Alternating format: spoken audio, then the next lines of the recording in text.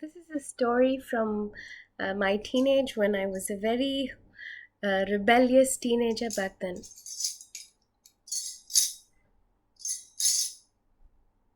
Did you hear that? Sounds so much like our house keys that my grandmother would have tucked in her sari back then.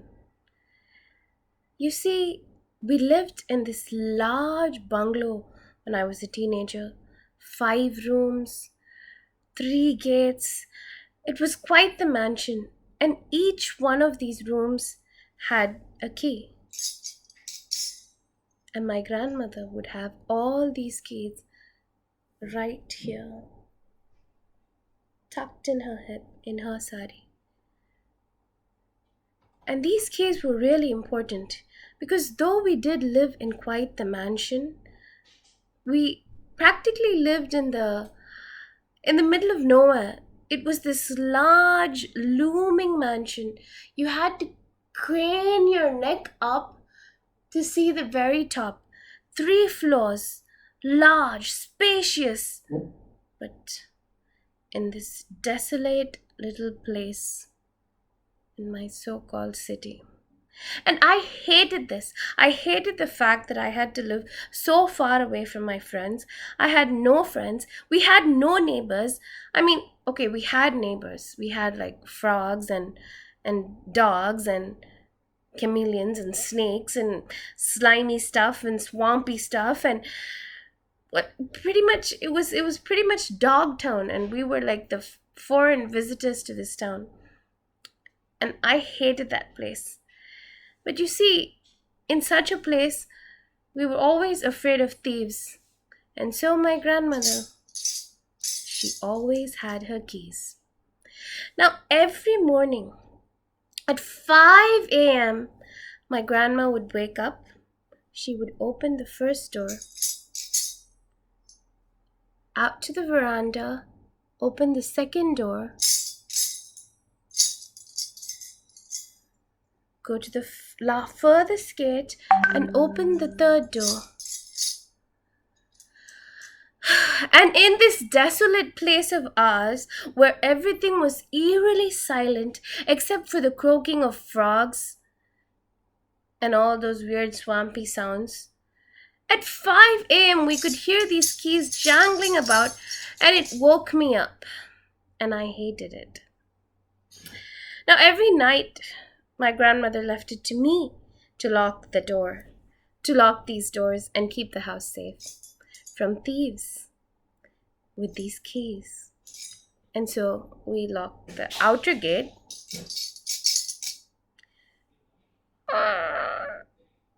and then the inner gate, and then finally the main door. And it would be my job every night to do this. Now, as a teenager, I was a pain in the neck. And to my parents, I'm still a pain in the neck. But one day I decided enough is enough. I was fighting with my mom every day, getting told off in school. I had no friends to talk to, and I decided it was time. And so I took this backpack of mine. I put all the snacks there were in the house, 2 pairs of clothes, my Walkman, and I decided I was going to run away. And of course, I didn't run away in the morning. I didn't run away when I went to school. I didn't run away in the evening. I decided to wait all the way till midnight to make my grand getaway.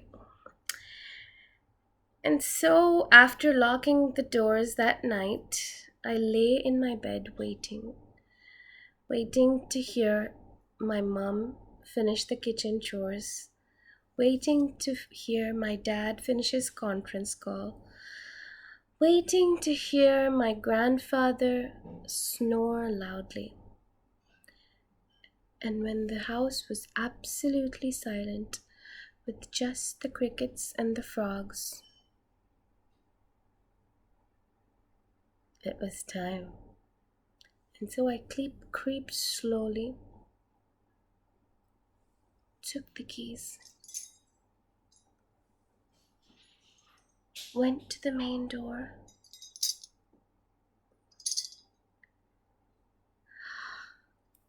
opened the second door.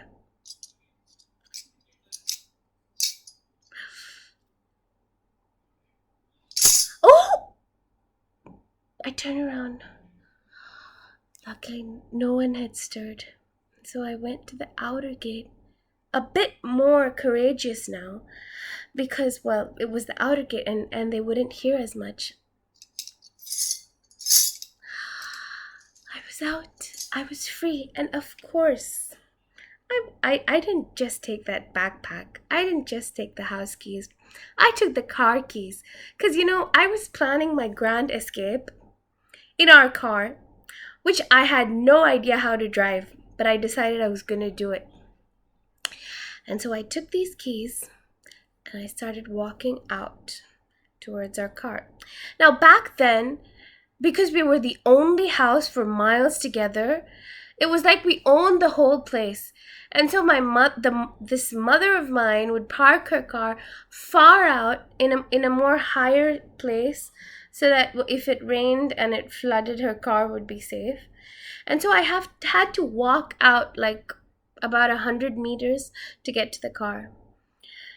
And as I walked, it felt more and more thrilling, more and more liberating. And I had my Walkman in my ears, and I was just about to turn it on when I saw these figures in the night.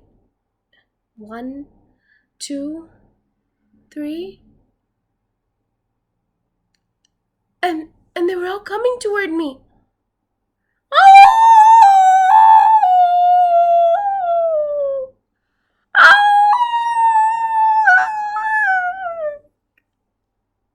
And I realized it was the dogs. The dogs had figured it out. The dogs had figured out my escape, and they were on my heels. And instead of running back to the house, I ran all the way straight to the car, opened the door, and jumped in. And meanwhile, all these dogs are outside the car, circling the car like crazy.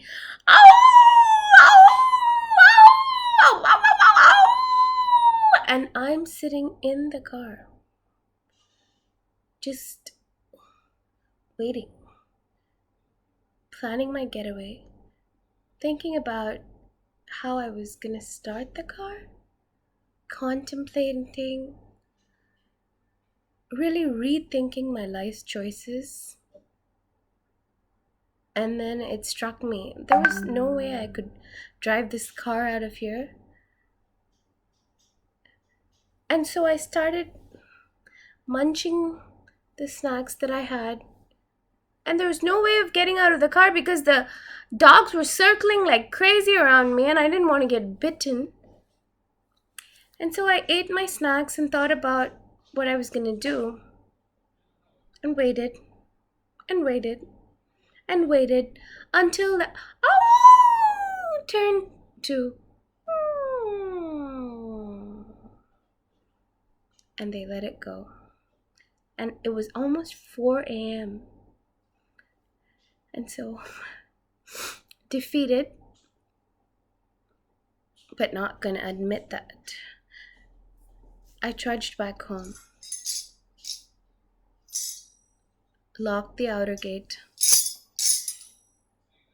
locked the veranda gate, locked the main door. என்னம்மா கிருபா காலையிலே எழுந்துட்டியா? Oh, yes, Aya. I just decided to wake up at 5 a.m. and I just woke up.